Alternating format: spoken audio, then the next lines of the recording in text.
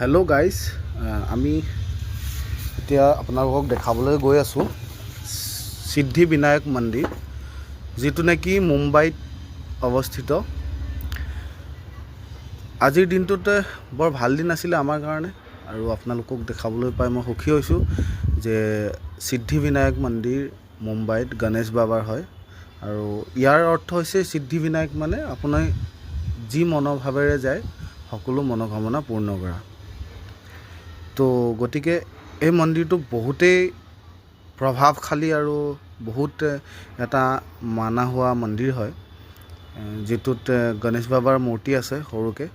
আৰু ইয়াত সকলোবোৰ মুম্বাইৰ বা আন জেগাৰ পৰা যিবোৰ মনোকামনা কিবা নতুন কাম আগবঢ়ায়, নতুন কামৰ কাৰণে ইয়াৰ মন্দিৰত আহি লৈ সেৱা জনায়হি আৰু মন্দিৰ দৰ্শন কৰে।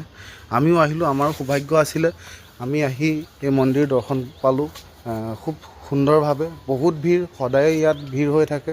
আৰু আপোনালোকো আহক আৰু মুম্বাইলৈ আহি সিদ্ধি বিনায়ক মন্দিৰ এপাক গৈ ফুৰি আহক।